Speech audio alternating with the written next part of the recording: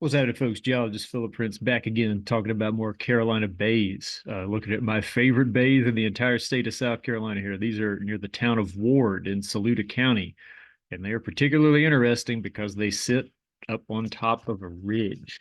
Typically, in South Carolina, a Carolina bay is a coastal plain thing, low elevation, really swampy, full of water. This particular case, something different's going on. These are about 650 feet above sea level, 200 meters. I think they're the highest Carolina bays. Certainly in South Carolina, they're probably some of the highest Carolina bays on the East Coast. If you're new to the Carolina Bay discussion, that's Carolina Bay. It's another one, another one. Plenty more to see here. There are these little closed depressions in the landscape, and they occur only in specific earth materials in South Carolina. I'm going to talk a little bit more about that here in a minute, but I wanted to make this video about kind of a new topic. Got a lot of videos about where the bays come from, what do geologists think, what are other theories. This one's going to be just like what happens if there's a Carolina Bay in your backyard. If you look at this image, there's roads cutting through at farms here. Some areas here in this view don't have Carolina bays. Some areas do. So what would your life be like if there was a bay sort of in your backyard? And with the wonder of Google Earth and these LiDAR overlays, it's actually pretty easy to tell. Couple really nice, easy to see bays here. I've exaggerated the topography quite a bit on this LiDAR image so you can actually see like the cultivation in these farm fields. And if you fade that overlay away, this bay is planted differently than its surroundings. And the bay up near the top is actually full of water. It's like a swamp. It can't be farmed at all. So those two bays, which are now easy to see with LiDAR, if you're standing there in person, the topography would be really, really subtle. But sure enough, if you get to working with this land, there's going to be something different going on. And probably in both cases here, it's just the reason that the land doesn't drain well because bays tend to have slightly different sediment layers that have accumulated in the bottoms of them. Those hold water, keep them swampy, keep them at least wet longer than the surrounding landscape. And if you're doing agricultural things, that's something that's going to be very significant to you. So in this case, two examples here with these two bays of the need to use the land differently, I guess, where the bay actually occurs. And in this area up here around Ward and Saluda County, you see a lot of examples of what you're looking at here, which is like a drainage ditch cutting across the bay and running out to this stream channel. The idea there is that if you cut this ditch, link it to a stream channel, you can actually drain the water out of that bay, make it a little bit less swampy, and make it easier to work with. As to whether or not that really works, hard to say. I think most of the examples in this area would suggest that it probably doesn't work too well. There's a lot of topography here in this part of South Carolina. You know, there's maybe 140, 150 feet of relief, so like 40 or 40 up to maybe 50 meters of topographic relief from the bottom of the stream valleys up to the ridge where the bays are located. So there is slope in the landscape, and it would be possible to try to make one of those drainage ditches actually get the water out of the bay. But again, in practice, it doesn't seem to work terribly well. And that may be just a product of, again, the really different earth materials that are underneath the bays relative to the surrounding landscape, up towards the top of the screen and maybe down towards the bottom. I don't know how deep the stream valleys have cut here. Certainly at the top, at the ground surface or immediately under it, you would find rock. You'd find metamorphic bedrock like you'd see up in the Piedmont of South Carolina. But where the bays are occurring and where this really nice flat ridge top is present, that's where a little bit of coastal plain sediment is left on top of the landscape. And I say left because it hasn't been eroded away yet. I don't know how thick it is. It would not be a terribly thick covering of sediment, but it really is sediment. It's not rock. Some places it's cemented a little bit and it's almost like rock, but in this case it really would just be a succession of sand and kind of silty layers, maybe some clay mixed in, and probably the details of that sediment is what makes water stand in certain part of the land better than in other surroundings. I would tell you that was sort of how bays started off, and then wind allowed waves in these water-filled depressions to kind of sculpt the margins. You'll hear other theories now, but certainly after the bays have water in them for a while, they do accumulate sediment layers in the bottom that make them very good at holding water. So for that reason, they can be wet, swampy spots, even when they're elevated in the landscape. The ones here in like Ward and Saluda are really cool to look at in Google Earth. So I will zoom us to South Carolina now. This is probably going to fry the screen recorder, so we'll just give it a minute and let everything catch up. What I've got here is a Lidar overlay. It's draped over the Google Earth imagery. That's where I got the images we were just looking at from. And this is really interesting to look at because you can just easily see how many bays there are running along this ridge where you have that flat Cretaceous sediment capping still in place. So I think this is a really cool landscape. This is not something that you expect from parts of South Carolina where you have this much topography. And indeed, it is unique because this Cretaceous sediment is preserved here. Now, that sediment forming and being preserved there and the development of the topography, that's a longer term thing than bay formation or preservation of bays to the present day. The bays are Pleistocene, tens of thousands of years old. The topography here is older than that. The Cretaceous sediment is 100 million years old or something like that. The bedrock would be hundreds of millions of years old. It's Paleozoic age bedrock. So a lot of different time intervals here, but certainly if you're trying to use this landscape for farming, the bays are going to be particularly interesting to you because they might cause you a headache. You can see this flat agricultural land. It's got the nice farm fields on it.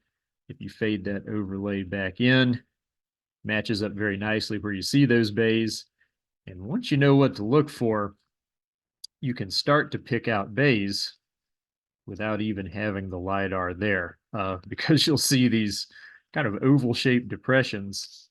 And for some reason, the land is being used a little bit differently there. Why is that? Well, that's a bay that is either holding water or it's staying wet longer than it should. So this one, there's been an effort made to drain that one out to a channel. You can see these drainage cuts here where folks are trying again to drain the water away and make that land more usable. It may have worked in this one because it looks to be agriculturally pretty normal. This one is still wet and swampy. So kind of a cool thing that you have to deal with when you're here in Saluda County. You're almost in the Piedmont, sort of up on the ridge, the highest area in the landscape, and you're still dealing with these little like swamps and bogs that are in your landscape and potentially in your farm field, which is going to cause you a problem because that farm field is what's going to make you money. So you want to use that to the greatest advantage you can. And if you've got this little swamp in it, that's going to be a problem. I think this one's really cool because it sits right on the edge of the plateau here. You can see the outline of the bay, and it's got this nice little drainage channel that has been cut right out into this stream channel to try to take that water downhill. And in this case, it would appear that it did not work out too well because that's not used for agriculture. Now, if you look close,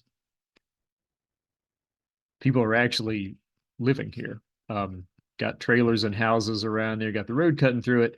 But my guess is this is still pretty wet and swampy, and presumably too wet and swampy to actually use for agriculture, which means that when it rains, I don't know, sump pump in your basement or the dehumidifier or something like that. I would guess that there's probably a tendency to collect water in this wooded area behind these houses where you actually don't see any houses here. Now, what happens if you live exactly on top of a Carolina Bay? That is the case in a part of Columbia, South Carolina.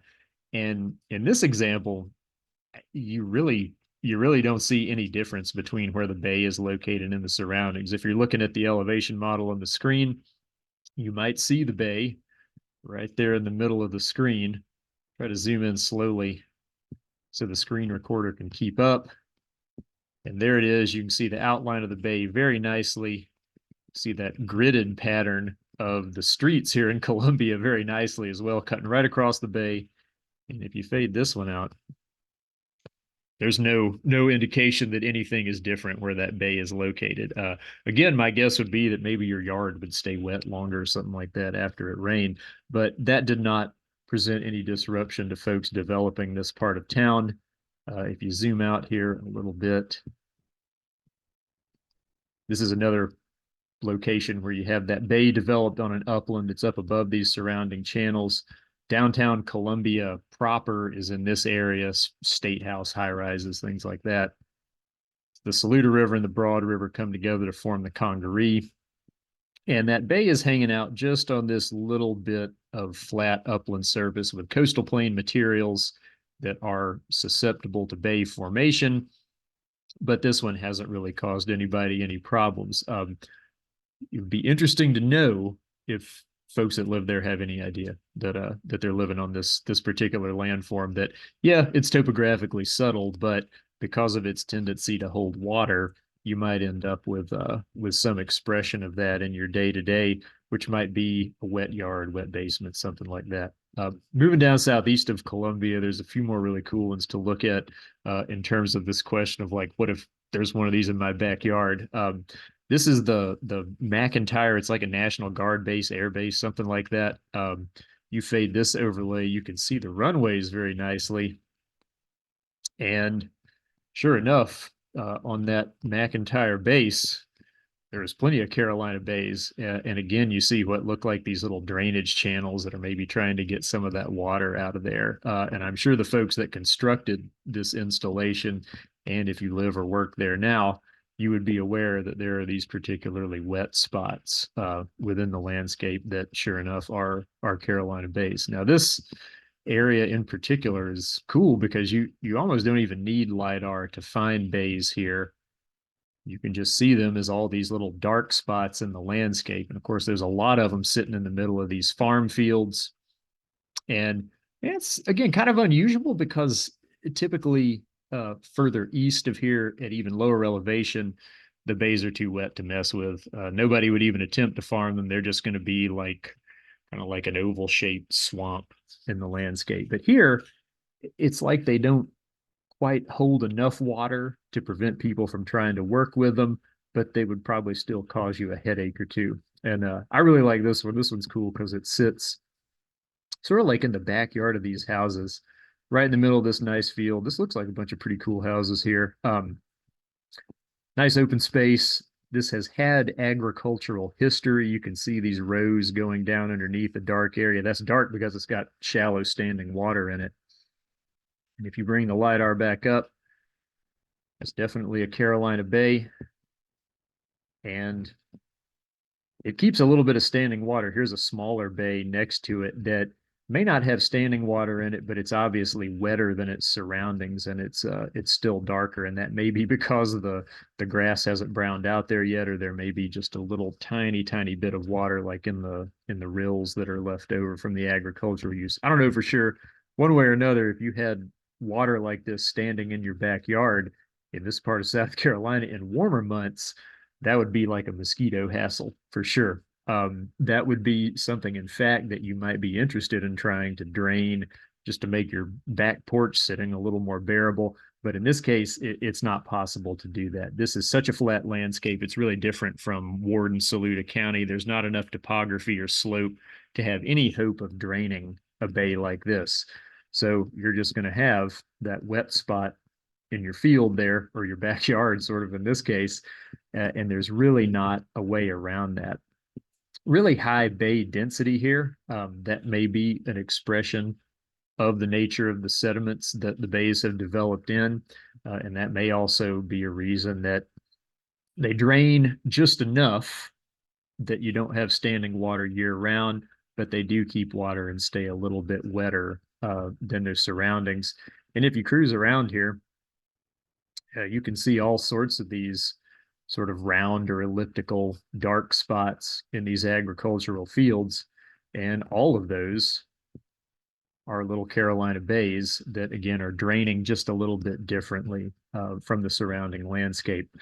I don't know if bays like this actually end up causing, like crop damage or crop loss if you get a really rainy period. If the standing water in there will be there long enough to destroy crops if this did get planted. A lot of these areas, it looks like they have a history of being planted straight through the bay, which is now this kind of wet area.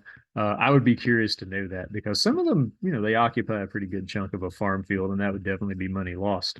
I'm sure whoever farms this or farmed it in the past would like to have used this land as well. And this is so swampy as a small bay that it looks like they didn't even try to do anything with that. So they are landforms that you can interact with, I guess, in your day-to-day life in ways that you wouldn't further to the southeast, deeper in the coastal plain, where it's a swamp. It's going to be wet year round. You probably got a canoe in it or something like that.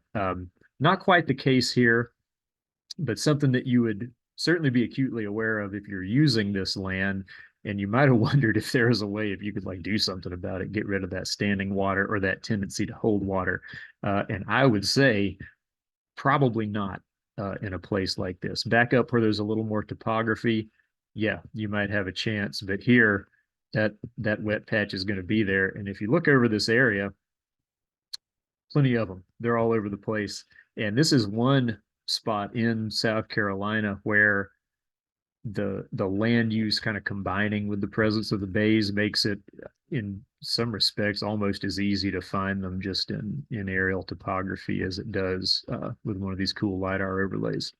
One more thing I wanted to do in this video is just show how you can look at Carolina Bays yourself with lidar, even if you don't have ArcGIS, any software.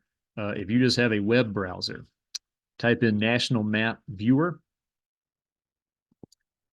click on that USGS link, and you'll get a screen like this. Launch the viewer. Sometimes it takes a while. This thing's churning through a lot of data, so it can be slow, but usually it'll get you where you want to go. Click on the layer list and come down here to hillshade stretch. Now, there's a lot of hillshades here. You want hillshade stretch for looking at bays. They're pretty subtle features, and the stretched hillshade gives you that bit of exaggeration to the topography. So that's certainly the one you have to have if you're interested in looking at bays. And sometimes as soon as you click that, you're going to see this gray hillshade map drape over the US there. Other times you have to zoom in, give it another click, but this is what you want to see. And this allows you to zoom to geographic locations. So we'll go to Columbia, South Carolina. You can already see the grain of the landscape there in the hillshade imagery. And slowly but surely, we'll zoom in here and take a look at the Columbia Bay that I showed you earlier, and you might have caught a glimpse of it there. Let everything load up and chill out here.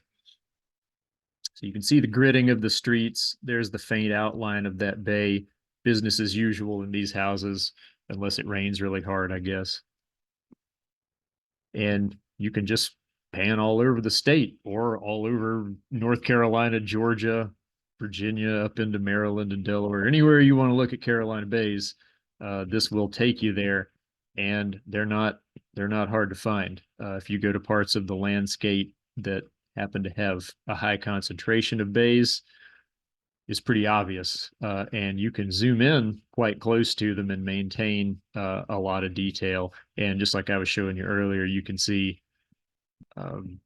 fence lines probably or something like that that might be a little bit higher in the surrounding landscape. You can see roads, of course, the outlines of the bays. Buildings get processed out of this lidar, so you're not going to see in most cases like a big block where a building is located, but all of the landforms are still there. And depending where you go in the low country of South Carolina, down here in the coastal plain, you're going to find bays. The question is how many of them you're going to find, and in certain areas they're incredibly dense. Really cool to look at. Really interesting to be able to do this and see this just with a web browser. When I was a geology student, both as an undergraduate and working on my doctorate, we did not have anything like this. If we had this, is a total game changer. Totally changed the way you look at the landscape. Really remarkable tool, and it's a good thing that the USGS has made this available again to anybody that has a web browser. Don't need any kind of membership, any kind of special software, and you can come and check all this stuff out. So take a look at it. Easy to do, just a Google search for national map. Check out the bays. See what you think about it. Got a lot of videos on this page. I am not an impact theory guy, of course. Plenty of people are. I don't know. Think about it yourself. You can look at them here. You can see the same things I see and anyone else sees. So give them a look, see what you think about it, and let me know.